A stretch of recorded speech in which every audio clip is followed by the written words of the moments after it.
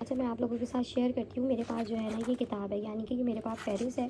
یہ جو ہے نا اس سائٹ، یہ جو ہے ادھر، یہ صبح کے اذکار ہیں، اور ساتھ میں ہی جو ہے نا اسی کے اندر میرے پاس شام کے بھی اذکار جو ہے وہ موجود ہیں۔ یعنی کہ شام میں جتنی بھی ہم نے دعائیں وغیرہ پڑھنی ہے نا، وہ سب ہم اس کتاب میں سے ساری دیکھ کر پڑھ سکتے ہیں۔ جیسے جنات کی شرارت سے بچنے کا ایک اور نبوی نسخہ۔ اب اس کے بعد جو ہے جب کسی خبر کا انتظار ہو، ہمیں ہو کوئی رپورٹ وغیرہ آنی ہے، یا کوئی ایسی چیز ہے جو ہمیں مطلب خبر کا انتظار ہو، ہم کوئی بات ہمارے جو ہے وہ کان میں پڑھنی ہے، پر ہم اس کے لیے ایک یہ دعا پڑھ لیں، یعنی کہ ہر کام جو ہے نا وہ دعا جو ہے وہ پڑھ کر کریں۔ رات کی خیر کی طلب اور شر سے حفاظت کا نبوی نسخہ، جیسے امسینا و امسل ملک للہ رب العالمین، اللہم انی اسألک خیر هذه الليلة فتحها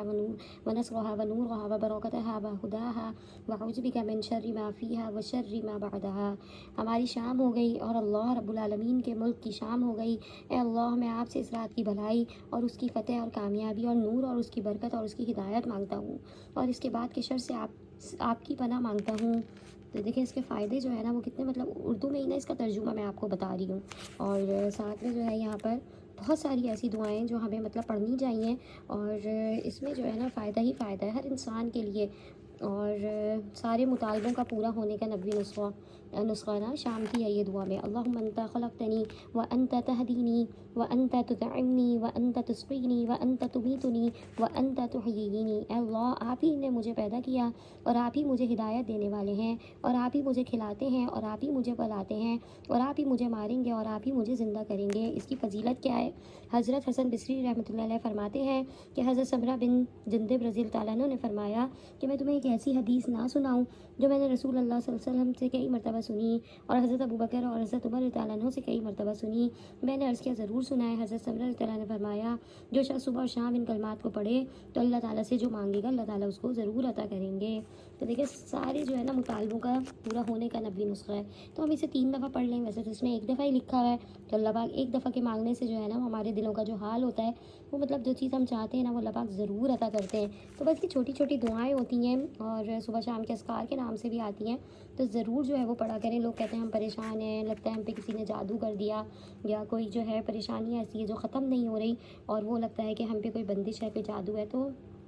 پیر اور عالموں کے پاس جانے سے بہتر ہے، مطلب آپ کے پاس جو ہے نا یہ کتاب موجود ایک ایسی ہونی چاہیے کہ جس پہ جو ہے نا آپ ہر چیز جو ہے وہ مطلب دیکھ سکتے ہیں اور پڑھ سکتے ہیں۔ ہر چیز کا جو ہے نا اس کے اندر اللہ پاک نے جو ہے نا وہ ان کتابوں کے اندر ہم مطلب مسلمانوں کے لیے، ہم بندوں کے لیے جو ہے نا وہ ایک مجموعہ جو ہے نا وہ رکھا ہوا ہے۔ تو یہ جو ہے نا کتابیں ساری جتنی بھی ہیں نا، میں کہتی ہوں تھوڑی تھوڑی کر کر جو ہے وہ خریدیں، اور ضرور جو ہے نا ان کو اپنے گھر کے اندر لے کر آئیں۔ بچوں کو عادت ڈالیں کہ یہ دعائیں وغیرہ پڑھیں، اور مسنون دعاؤں سے جو ہے نا بہت جو ہے وہ ہر چیز میں کامیابی اور شفا ہی شفا ہے۔ اعوذ بوجہ اللہ العظیم لیس شیء اعظم منہ، ایک سیکنڈ یہاں سے، لیس شیء اعظم منہ بکلمات اللہ التامات اللاتی لا یجاوزہن بر ولا فاجر وباسماء اللہ الحسنی کلھا ما علمت منہا وما لم اعلم من شر ما خلق۔ یعنی کہ اس کے بھی جو ہے بہت پیارے، یعنی کہ ہر چیز کا جو ہے نا ترجمہ اور ہر چیز کا جو ہے وہ فائدہ ہے۔ تو یہ دعا جو ہے نا مطلب کتابوں کی میں اپنے پاس مطلب رکھتی ہوں، اور اس کے اندر یاسین بھی ہے، اور اس کے اندر جو ہے نا میں مطلب یہ سب اذکار تو میں نے اپنے کر لیے تھے، اور اس کے بعد جو ہے نا میں رات کے مطلب سونے کے وقت جو ہے وہ سورہ ملک ہو گئی، وہ میں لازمی پڑھتی ہوں، اور سورہ ملک اس کے اندر موجود ہے، اور دیکھیں یہاں پر جو ہے یہ رہی۔ تو بس میں اب یہ پڑھوں گی، اور اس کے بعد جو ہے نا جب میرا تہجد کا وقت ہوگا تو میں تہجد پڑھوں گی، اور اس طرح سے جو ہے نا میں اپنے جو دن بھر کے اذکار ہوتے ہیں، جو دعائیں ہوتی ہیں، وہ جو ہے پورے کرتی ہوں۔ اچھا، تو میرے جو رات کے مطلب شام کے اذکار ہوتے ہیں نا، اس میں جیسے یہ دیکھیں یہاں پہ لکھا ہوا ہے، یہ ہے شام کے اذکار عصر سے لے کر عشاء تک پورے کر لیے جائیں۔ گنجائش یہ ہے کہ شام کے اذکار عصر کے بعد سے صبح صادق سے پہلے پورے کر لیں، یعنی کہ ہر چیز میں جو ہے نا اللہ پاک نے اپنے بندوں کے لیے گنجائش بھی دی ہوئی ہے۔ یہ نہیں ہے کہ بالکل ایسا ہے کہ انسان عشاء تک پورے کرے، نہیں، کچھ لوگوں کو عشاء کے بعد تک بھی ٹائم، جیسے جب فری ہوتے ہیں تو اس کے بعد تک کا بھی ہے کہ آپ صبح ہونے سے پہلے تک پڑھ سکتے ہیں۔ تو سب سے پہلے جو ہے نا اس کے اندر میرے پاس جو مجھے کتاب میں میرے ہے، اس میں یہ ہے کہ اللہ کی حفاظت میں آنے اور شیطان کے شیطان کے دور ہونے کا نبوی نسخہ، ٹھیک ہے، یہ آیت الکرسی ہے، یہ جو ہے نا یہ ہمیں اللہ کی حفاظت بھی جیسے ہو جاتی ہے، اور شیطان کے دور ہونے کا نبوی نسخہ، ٹھیک ہے، اپنی کفایت کا نبوی نسخہ۔ اور جو شخص سورہ بقرہ کی آخری 2 آیتیں رات میں پڑھ لے تو اس کی کفایت ہو گئی، سبحان اللہ۔ اب اس کے بعد ہر موذی کے شر سے حفاظت کا 90 نسخہ، اس کے اندر جو ہے سورہ اخلاص ہے، سورہ فلق ہے اور سورہ ناس ہے، یہ 3 دفعہ پڑھ لیں، یعنی کہ ہمیں جو ہے نا کوئی چیز نقصان نہیں پہنچا سکتی، ہماری جو ہے نا وہ حفاظت ہو گئی، ٹھیک ہے۔ اب اس کے بعد دنیا اور آخرت کے کاموں پر کفایت کا 90 نسخہ،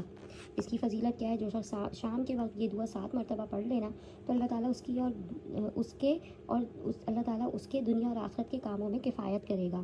تو بس ٹھیک ہے، کتنی چیزیں جو ہیں ایسی ہیں جو اس کتاب میں ہیں، تو مذکورہ دعا چاہے سچے دل سے پڑھیں یا جھوٹے دل سے پڑھیں، پریشانی دور ہوگی۔ تو حسبی اللہ لا الہ الا ہوا علیہ توکلت وہو رب العرش العظیم، اس کو 7 مرتبہ پڑھنا ہے۔ بہت چھوٹی سی پیاری سی دعا ہے، اسے جو ہے ہر وقت مطلب اپنے ہم لوگ گھر میں رکھیں اور اسے پڑھیں، یعنی کہ فائدہ ہی فائدہ ہے۔ تو یہ جو ہے نا میری کتاب ہے، اور اس کے اندر جو ہے نا میری ساری جو صبح شام کے اذکار ہوتے ہیں اور ساری جو چیزیں ہیں نا وہ موجود